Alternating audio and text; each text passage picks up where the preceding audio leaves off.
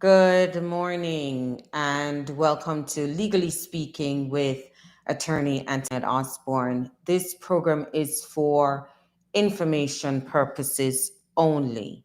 If you need legal advice, you can contact me, Antoinette Osborne, at 718-502-9137. That's 718-502-9137. The office focuses on divorce, immigration, bankruptcy, real estate, and estate matters. We also do eviction proceedings. There is a second office in Jamaica, West Indies that focuses on legal representation if you're seeking to buy or sell property or if you're looking to wrap up an estate. So we have a late start this morning, but I promise I will be finished by 10 o'clock so you can continue to do your usual activities. So good morning, Amarildo. Good morning, Tracy. Good morning, Melanie. All right, so please don't forget to like the live. Please don't forget also to share the live and to subscribe to the channel. So this morning, I wanted to focus on certain mistakes that people will make when it comes to filing their documents. In addition, and when I say filing their documents, I mean with immigration or even in terms of your general court cases, things that you will do which will not help your case. So if you have a question this morning, you can actually call in at 718-502-9137. You can also text your question this morning to 718-502-9137.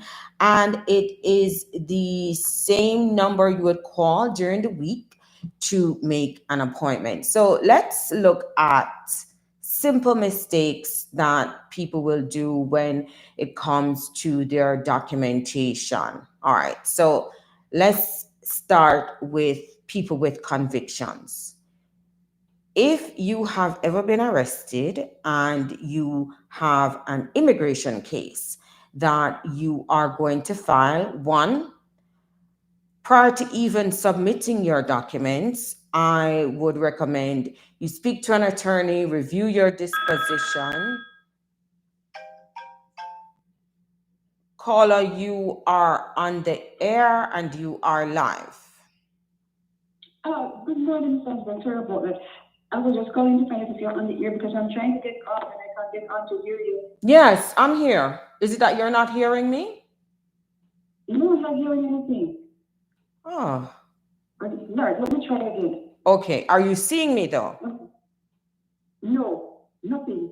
I am live. All right, so let me try and find out. I'll ask my moderator what's going on. All right, but I am live, my love. Okay.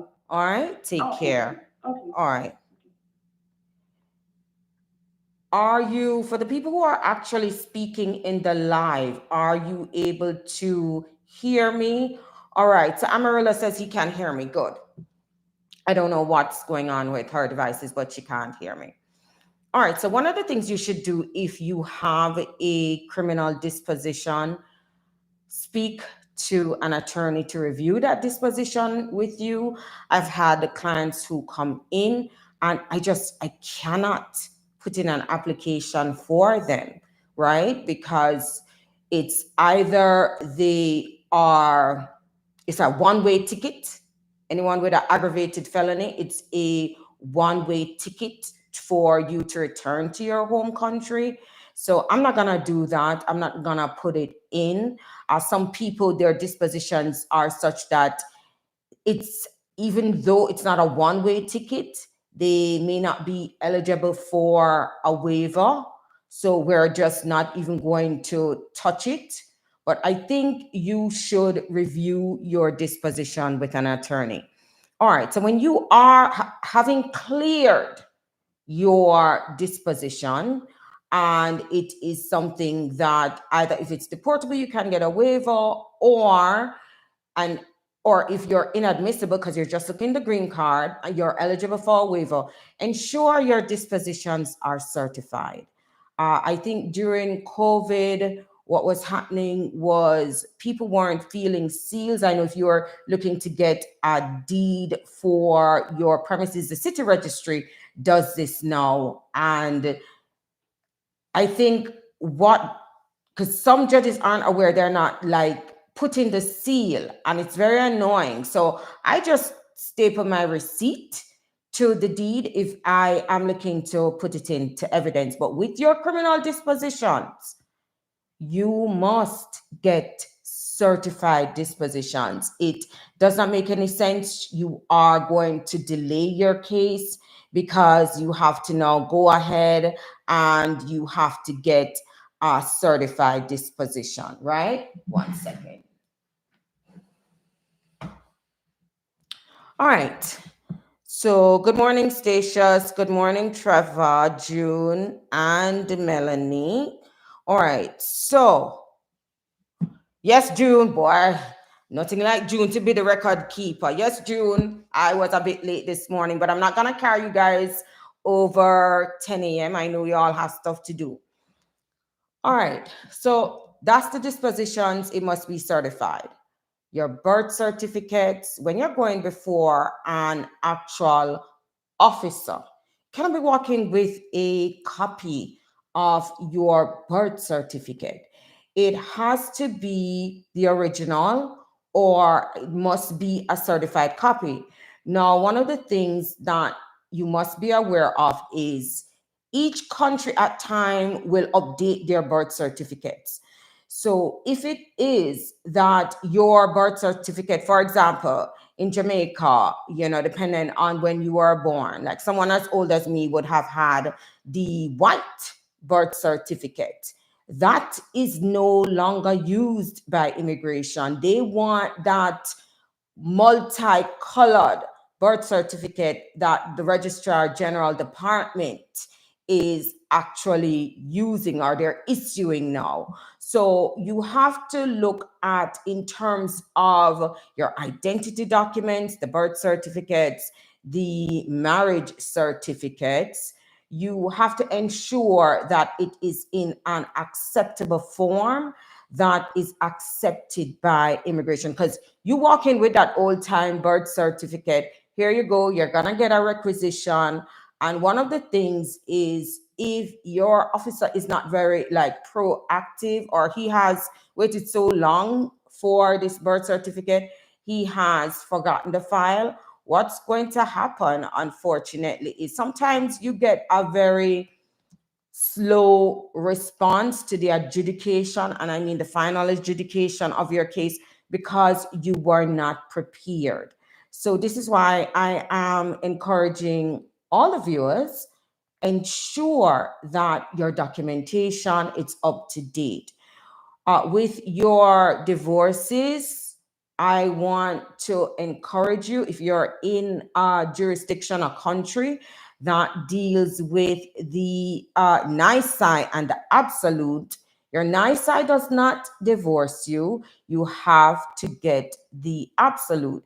And the reason for this is some people change their mind. I think in my entire history of doing divorces, I had two clients that got back together. Or I know for me, sometimes if they come in and just by having a conversation, it's obvious if they're the ones who purport to file, they want to file their divorce, and it is clear they are not at a stage that they are ready to file, I will not file it, right? Because it doesn't make sense that you're not sure, or you're coming back to me later, you want to stop the divorce, you just wasted your time, my time, and no refunds. Yeah, you just wasted monies. So I want to encourage people, especially people who are going through a hard time in their marriage, but it is a marriage that can be saved. Not every marriage can be saved, but yours is such, because I find that people will come and they'd look to get divorced at the dumbest reasons. It just absolutely does not make sense. And for some of them, I would encourage them, go home, go work it out with their spouse. You know, I don't know what you think is on the outside. There's nothing really out there, right? So this is not the time to find yourself single where people are not sure about their sexuality. It is a scammer game. This is not the time. So if you are in a marriage that can be savage, especially when you have kids, this is not the time to be in the streets, to be what I think the young people call to be outside. This is not it, right? But if you're in a jurisdiction that deals with both the nice side and the absolute, for example, Jamaica does, most Caribbean islands, we do a nice side and an absolute. Some African countries, we do the nice side and the absolute. Make sure someone comes to you and they say that they are divorced and they present you with a nice side. Do not accept that document. Immigration is not accepting that. That a nice side doesn't terminate your marriage. A decree absolute does. But if you're in New York really doesn't have no time to waste. And then I give period. For example, Jamaica gives a 6 week period so that you can possibly reconcile and stop everything if you want. New York just goes straight. You want a divorce, you submit the papers, you get a divorce.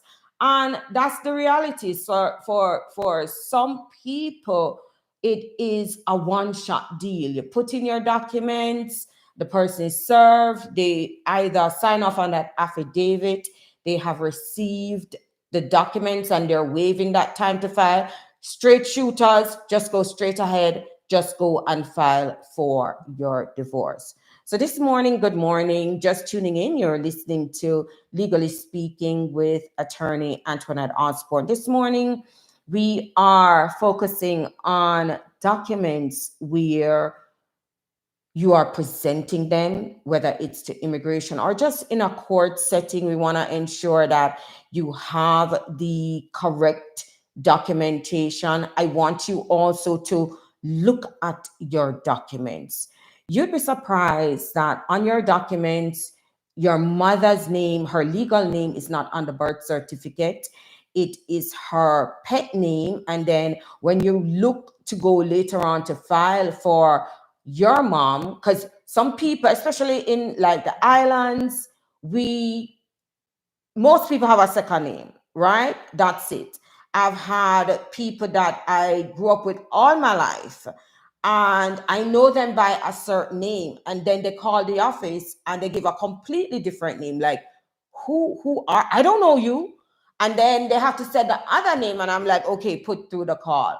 I mean, it's people just have different names. But what will happen is when you are in a territory where a lot of people have AKAs, right? Some AKAs you can't really put it on paper, yeah? But some you do. And what you'll find is with regards to these aliases, some of your government documents may have your parents' pet name.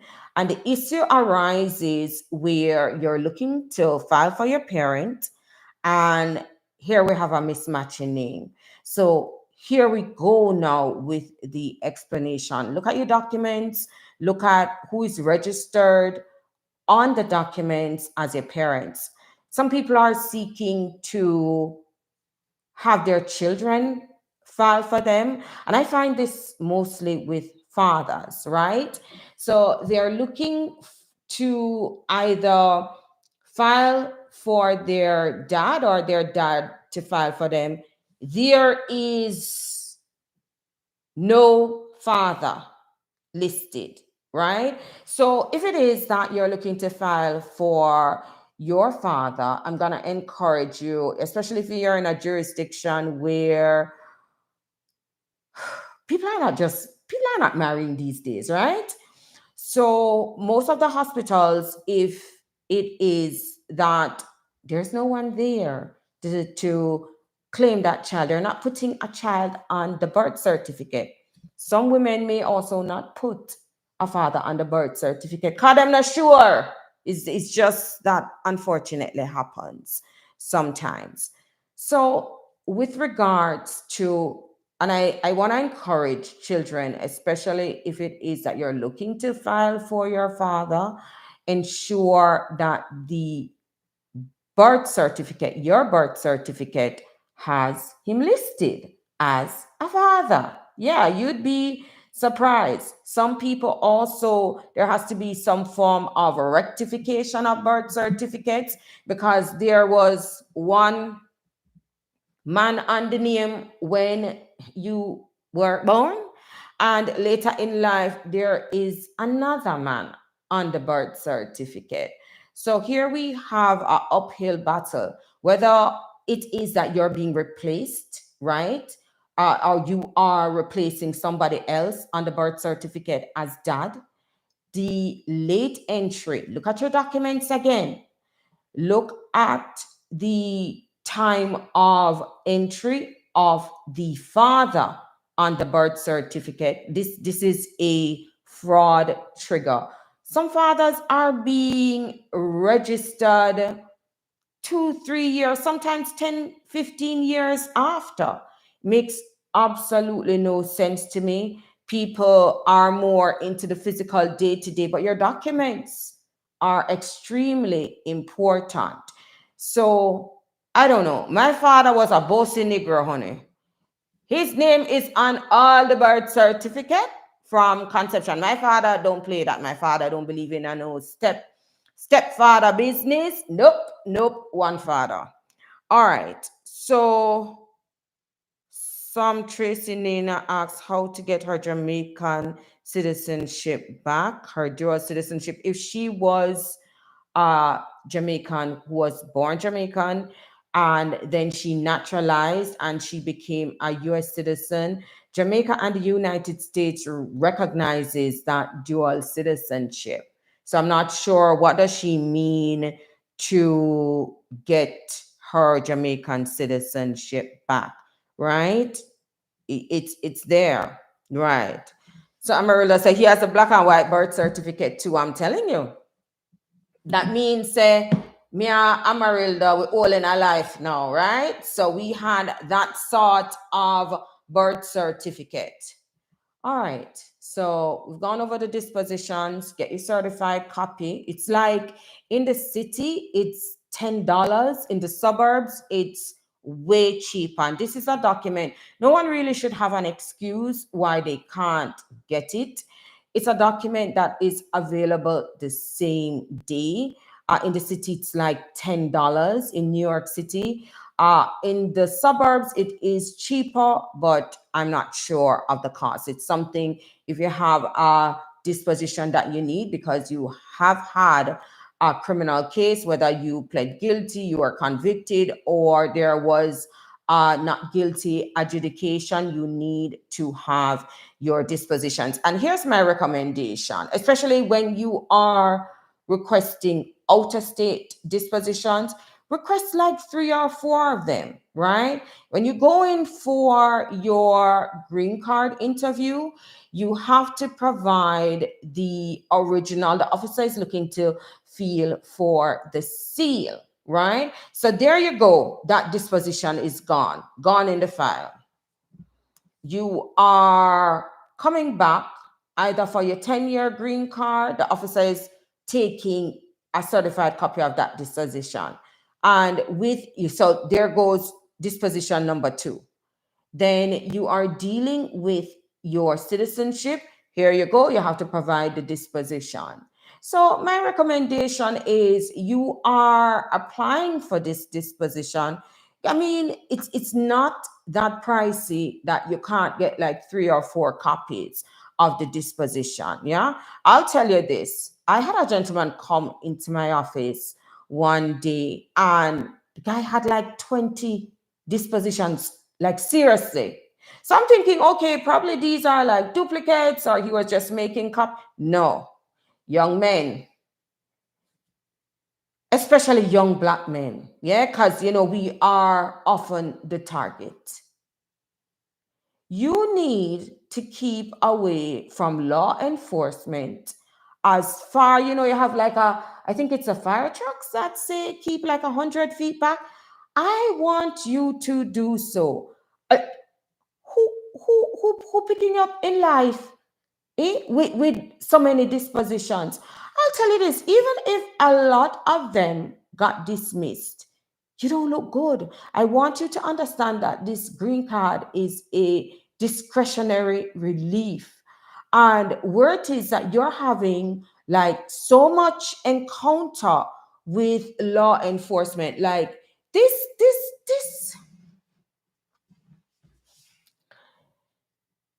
this isn't good. Yeah. So I want to encourage most of you, where there is a possibility you're going to get entangled with law enforcement, try and avoid it. Keep away from your friends. I think my mom used to have this saying, show me your company and I'll tell you who you are. Keep away from these people who have such a loving relationship. That's what I'm gonna call it. Because you're most in love with law enforcement, why you get so much arrest. It don't make sense and you don't look good. Okay, so Tracy Nina says, I'm a naturalized US citizen. I had to give up my Jamaican passport. Mind you, I did this whilst a child through my mother.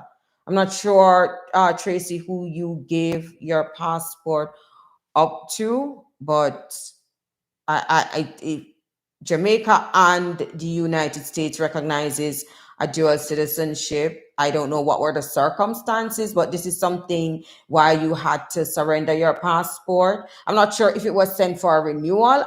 I'm not sure. But this is something you should reach out to the Jamaican consulate and inquire, about getting back your passport, because there is a dual citizenship between both countries. All right. So we've dealt with your identity documents. We have dealt with your criminal dispositions. Okay. Let's look at your documents, such as you're going in for an interview and you are now taking your pictures. No one should be out of their mind to walk in with an album and you don't know who the person is in the picture. You don't know where the picture was taken. You cannot speak of the relationship of that person to you or your spouse.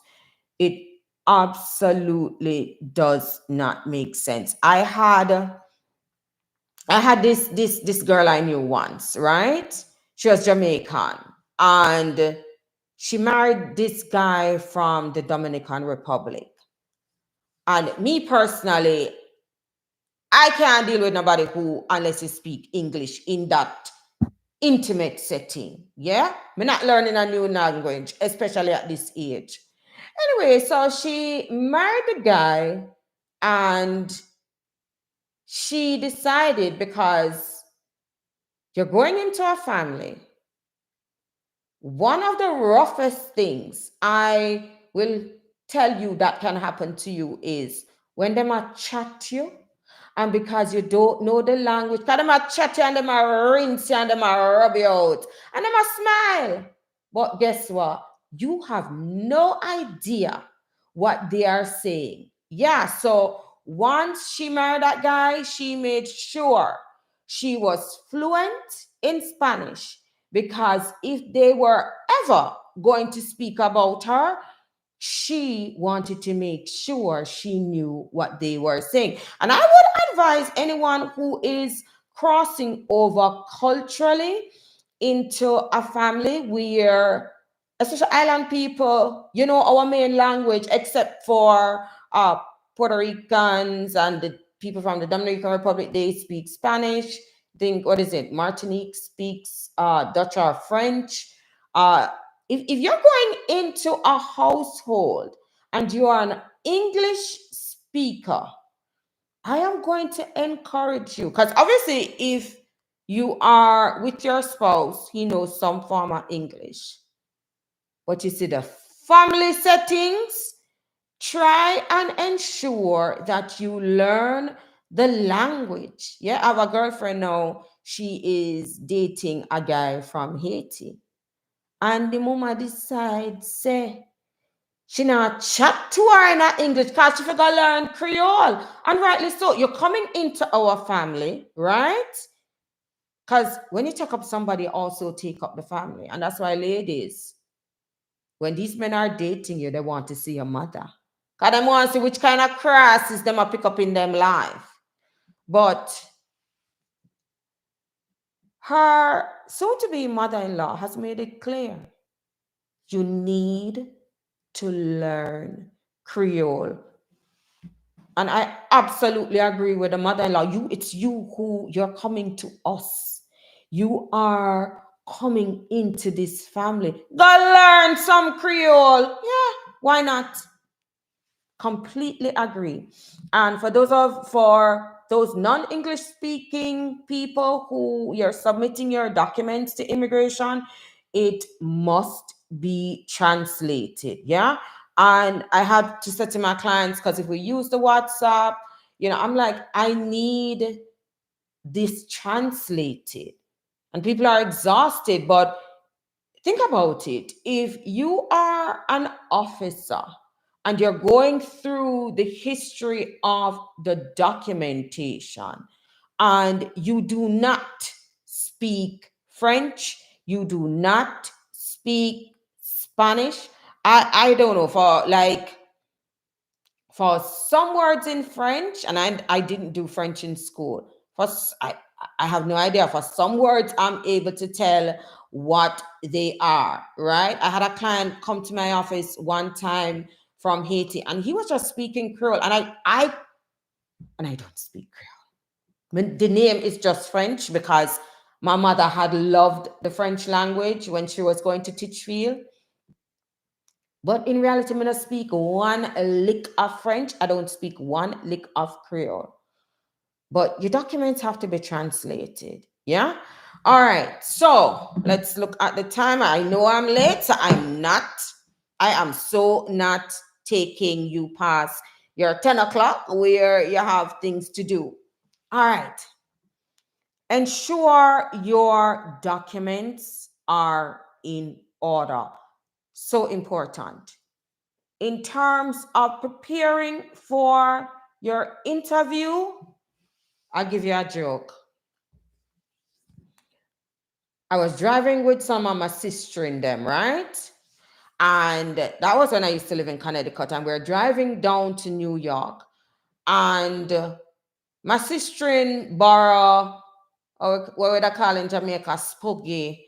She borrowed spooky Escalade and we are drive down.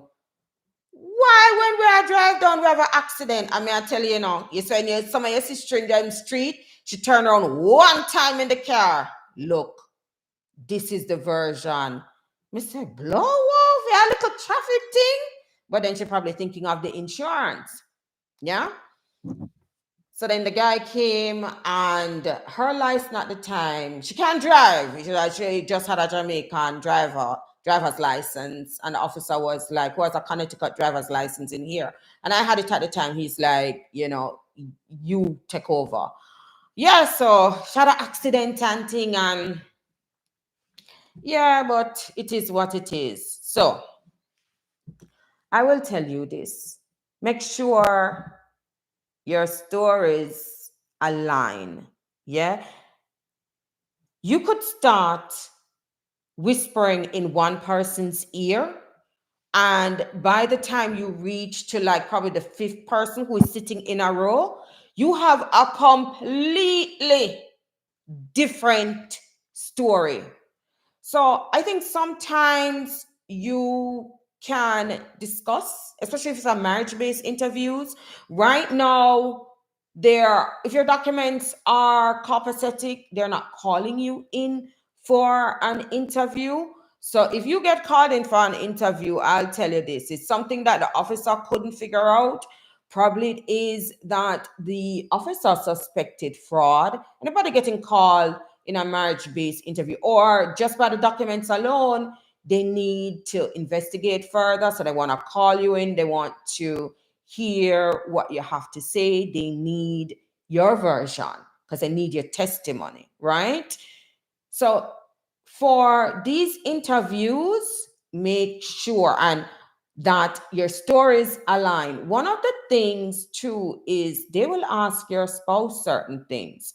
And if it is that your spouse doesn't know, it speaks to your marriage. How is it that you would not know this? Simple things like you go into the interview and they will ask, has your spouse ever been arrested? And you well confident, no. Well, the man has been arrested 5 times. Yeah. And I find we have some very, I would say, pretentious people. They act holier than thou, right? Me's a little rev. Me's not a holier than thou person, right? But if you don't know me, some people under the misconception, nah, me's a rebel. And I think he did not tell his wife because he was so ashamed. And when he actually told his wife, she's crying. And I said, for this? Me don't know. It must be because me used to seeing dispositions or a lot of things. I am so immune to it. Yeah? And like serious tears. How is it that you were? I'm like, look, you're looking at a black man in America, which is like magnet for police, right? Yes, he was arrested. This is not his lifestyle. There are certain things I think people hold on to the wrong things. And I don't know if it's because of this job. Little problem is not problem to me. May I deal with like serious problem. I have been through in my personal life to serious issues. And I have seen clients with serious issues. So when people come with like what I consider minor, yeah, your spouse probably who is not used to it and they want to uphold themselves in a certain manner, probably because of the friends they keep, me not keep pretentious friends, but some people they like that lifestyle, they like that fake life, so they can go before their friends and they are basically looking a certain way, right? But I think when you meet someone, you cannot just evaluate them in a vacuum. I am going to encourage you because at the end of the day, it's a person. For me, I know like I take away people's financial status. I look at the heart of the person. So my cross section of friends is from the poorest of the poor, dirt poor, a poor people come from, and people who really have some serious money. Me tell them me chat to everybody, yeah. And I think you should be open-minded enough to do so. And when you're taking someone in your life, I think you should look to the person's heart, look to their character. But hey, that's just a girl out of Portmore, I tell you. Whatever you look for, it's your own choice, right? So it is what it is. I think if you have met someone, I think especially if you have an application to make with immigration, or put aside no application to make, I think you should know that person. You must know their criminal history. One of the things that I encourage women to do if it is that you're dating someone, especially women with young children, check the sex offender registry. You cannot just bring anyone around your kids. And I don't think a lot of people realize that. I watch this channel on YouTube. I think it's called Unfiltered Stories. And watching, I thought I heard wickedness in my office. I have not seen a level of wickedness as I have when I listen to the testimony of these women and men, and what has happened to them when they were children, and what they have suffered. You have to know someone's background. And one of the worst things that I have found that has happened to people as well is it's when you're in your immigration interviews, you realize that the person you're talking to is already married, so your marriage is void. Check the documents people bring to you. It's so crucial that you're dealing with people who are unmarried. I've had to tell my client, he's a married man, he wants to look about getting his fiance. Married people, you can't have fiancés, right? So things like this, I really want you to become aware of, right? It's just, it is what it is. All right, I think a text message came in, so I am just going to look for that. All right. So someone said, "Good morning, Antoinette. If a tenant has a 4-month-old baby and an elderly mother, can I reglaze a bathtub if she states that it's okay? I explained that the smell is very strong and I'm against it. Should I get a release of liability signed by her and her husband, seeing that both are on the lease? Thanks for your advice." I couldn't send on YouTube, not sure. All right. I'm not sure what that, if that scent will affect it. Your concern really is if there is going to be a medical consequence to that glazing. I don't even know what glazing is. However, you have to an annoying smell is not going to kill somebody. I mean, if you'd only be liable if the person has suffered injury. So if it is that the scent bothers them and there is no injury to the person, I don't think you have anything to worry about. And once everybody consents to it, you're fine. But your liability arises only if they are going to, in some way, shape, or form, suffer some injury. And also, it has to be foreseeable that this injury would have occurred. I'm not sure of the consequence of glazing. As like I said, I don't even know what that is. I mean, I don't know if that means say, yeah, change the color, yeah, paint it over, yeah, spray it. I don't know. But realistically speaking, they would need to suffer some form of injury. All right, so for those of you who are just tuning in, we did have a late start, and I really don't want to go much into your Sunday. For some people, I think church starts at 10, so I don't want to go over in your time, but I just want to encourage you, your documents, ensure that your documents are in order, whether it is the correct form of document that you are taking in. If someone is filing for you, you have to show proof of your relationship. So if it is a spouse, it should be your name on the marriage certificate and not someone else.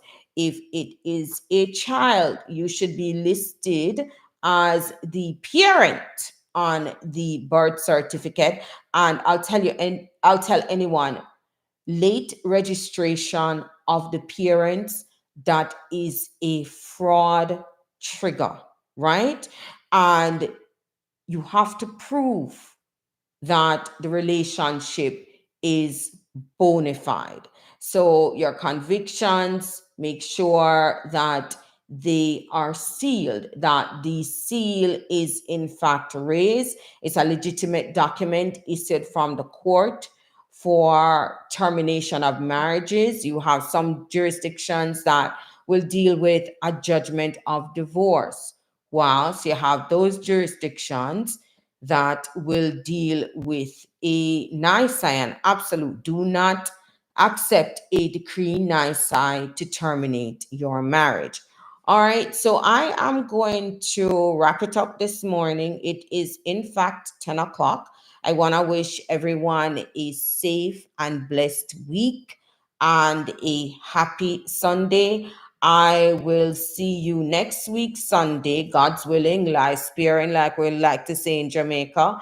All right. And enjoy the rest of your day. Don't forget, if you need to make an appointment, you can call 718-502-9137. And you can also text for an appointment as well. Take care and enjoy the rest of your day.